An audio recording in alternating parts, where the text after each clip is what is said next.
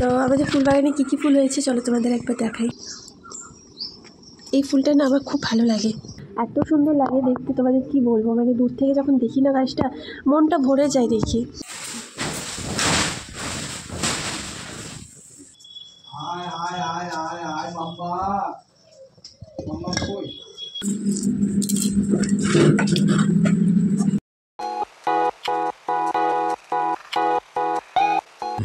Hello everyone, good morning, welcome back to my channel. আশা করি তোমরা সকলে খুব ভালো আছো, আমিও বেশ আছি।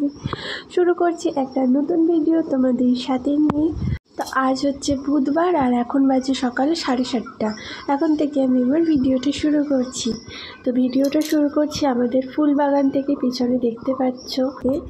তো আমাদের ফুল বাগানে কী কী ফুল হয়েছে চলো তোমাদের একবার দেখাই।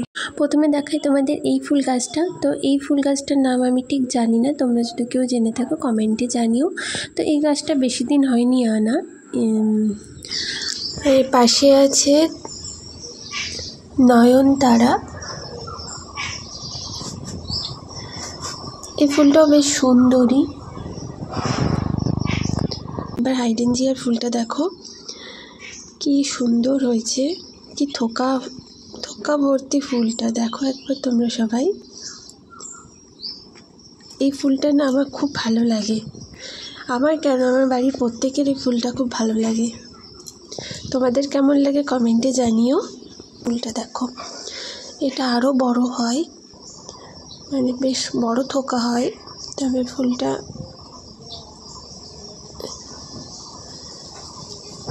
যতগুলো ফুল আছে, ফুল গাছ আছে, সবই আমার খুব পছন্দের ফুল গাছ। এই ফুলের নামটা আমি ঠিক জানি না, একটা ফুল ফুটেছে, তবে এই গাছটা না ছাগলে খেয়ে নিয়েছে। এই দেখো, না তো আরও ফুল হতো। এর আগের দিন বাড়িতে ছাগল ঢুকেছিল, অনেক ফুল গাছ খেয়ে নিয়েছে। এবার তোমাদেরকে গোলাপ ফুল একবার দেখাই। যদি এখন গোলাপের সিজন না, তবুও কিছু কিছু গোলাপ ফুটেছে, চলো তোমাদের দেখাই। যে এই সাদা গোলাপটা দেখো কত সুন্দর লাগছে, দেখো একবার তোমরা। পিঙ্ক আর হোয়াইটের কম্বিনেশনে এই ফুলটা, এটাও বেশ ভালোই গোলাপ। এই গোলাপের কালারটা সুন্দর। দুটো ফুটেছে, এই যে একটা, এই যে এটা নষ্ট হয়ে গেছে। ব্যাস এ কটা ফুলই আমাদের বাগানে ফুটেছে। ফুলের ভিডিও দেখো তারা জানো, এখানে এটা একটা করবী ফুলের গাছ ছিল, তবে গাছটা সিজন এখন নাই ফুলের, তার জন্য ছোটো করে ছেটে দেওয়া হয়েছে গাছটা। দেখো তাও একটা ফুল ফুটে আছে, এই দেখো এই ডালটাতে একটা ফুল ফুটে আছে। এই গাছের যখন ফুল ফুটে না, মানে গাছটা যখন ঝাঁকড়া হয় ফুল ফুটে, এত সুন্দর লাগে দেখতে, তোমাদের কি বলবো, মানে দূর থেকে যখন দেখি না গাছটা মনটা ভরে যায় দেখি। এদিকে আমরা বাগানে ঘোরা হয়ে গেছে, এখন যাব হচ্ছে ঘরে। আজকের ওয়েদারটা ভালো, সকাল সকাল রৌদ্র উঠে গেছে, তবে একটু একটু ঠান্ডা ঠান্ডা আছে, যেহেতু দুদিন বৃষ্টি হয়েছে যার জন্য। তো আশা করি বেলা হলে ঠিক হয়ে যাবে, গরমটা আবার পড়বে আজকে যা মনে হচ্ছে। তো চলো, ওদিকে মনে হয় পুচকুসোনা উঠে গেছে, ওকে একটু দেখে আসি, চলো পরে দেখা হচ্ছে আবার। তো ঘরে এসে দেখি পুচকু এখনও ঘুমাচ্ছে, ওকে শুয়েছিলাম এক জায়গায়, আর দেখো কোথায় চলে আসছে। সারা রাত ও এই পাশ ওপাশ করবে, এই সকাল বা ভোরের দিকে একটু ঘুমাবে, আর ও ঘুমাচ্ছে এই সুযোগে আমি একটু চা আর সাথে পাউরুটি খেয়ে নিচ্ছি, কারণ ও উঠলে ওকে খাওয়াতে হবে, ওকে ফ্রেশ করাতে হবে, করতে করতে অনেকটা টাইম লেগে যায়, যার জন্য আমার খাওয়াটা লেট হয়ে যায়। আর এদিকে দেখো ওরও খাওয়ার বানিয়ে নিয়ে চলে এসেছি, ওকে ফ্রেশ করিয়ে খাইয়ে দিয়েছি। এখন ও দাদাদের সাথে বাইরে খেলছে বলতে হয় দৌড়াদৌড়ি করছে, এখন হাঁটা শিখছে না, খালি এদিক ওদিক ছুটে বেড়ায়। আর ওর পিছন একজন না থাকলে বড় মুশকিল, যেখানে সেখানে চলে যায়, এটা ওটা ধরে টানে। এখন বড় হচ্ছে আর দুষ্টামিটা অনেকটাই বেড়েছে ওর। তো আমার বাড়িতে আসা প্রায় 10 দিন হয়ে গেল, আর এখন শরীরটাও ভালোই আছে। তো এখন আবার ওখানে ফিরে যাওয়ার পালা। তো তোমাদের দাদাভাই পরশুদিন আসবে, তো ভাবছি এরপরে যেতে হবে ওখানে। তো দেখো পুচকুসোনাকে এখন তেল মাখানো হচ্ছে, তো ওকে হচ্ছে প্রতিদিন সকাল 11টার মধ্যেই তেল মালিশ করে দিই। তো ওকে এখানে ইউজ করাচ্ছি ভার্জিন কোকোনাট অয়েলটা, কারণ ওর স্কিনে না সব রকম তেল শ্যুট করে না, র্যাশ উঠে যায়।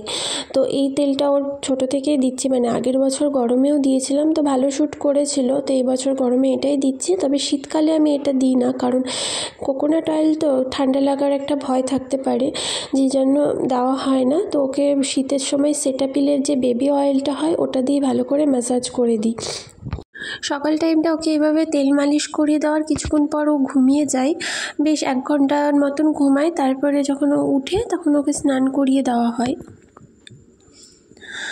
আর এদিকে দেখো আমাদের সিঁড়িঘরের যে নিচের কাজটা ওটা অনেকটা হয়ে গেছে, এখন আজ থেকে গাঁথনির কাজ শুরু হচ্ছে। তো ঘড়িতে এখন বাজে বেলা 1টা, আর আমার এদিকে স্নান হয়ে গেছে।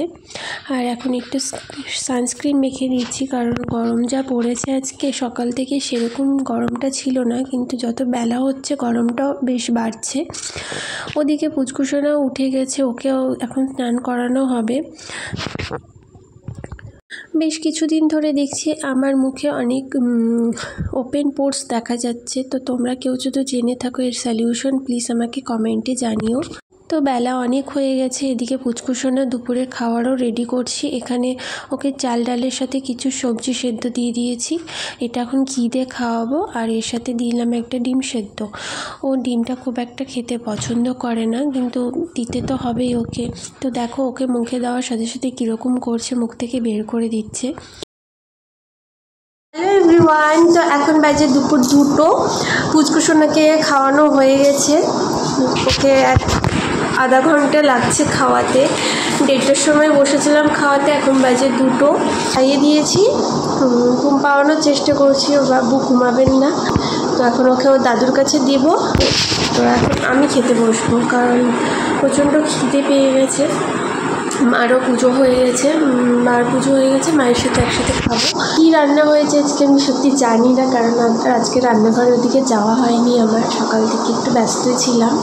তো চলো দেখি মা আজকে কী রান্না করছে, তোমাদেরও দেখাই। তো চলো।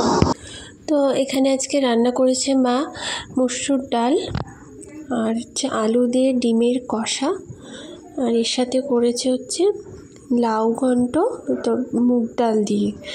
এই মুগ ডাল দিয়ে লাউ ঘন্টটা না আমার খুব ভালো লাগে, খুব টেস্টি হয় খেতে। আর করেছিল হচ্ছে পটল ভাজা, যেটা আমি নিইনি। তো খাওয়া দাওয়ার পর এখানে খেয়ে নিলাম দই। ভিডিওটা আর বেশি বড় করছি না, এতটাই রাখছি। আশা করি ভিডিওটা তোমাদের ভালো লেগেছে। যদি ভালো লেগে থাকে অবশ্যই লাইক কমেন্ট করো, সাবস্ক্রাইব করে নিও আমার চ্যানেলটা। দেখা হচ্ছে নেক্সট ভিডিওতে। আজকের মতন টাটা।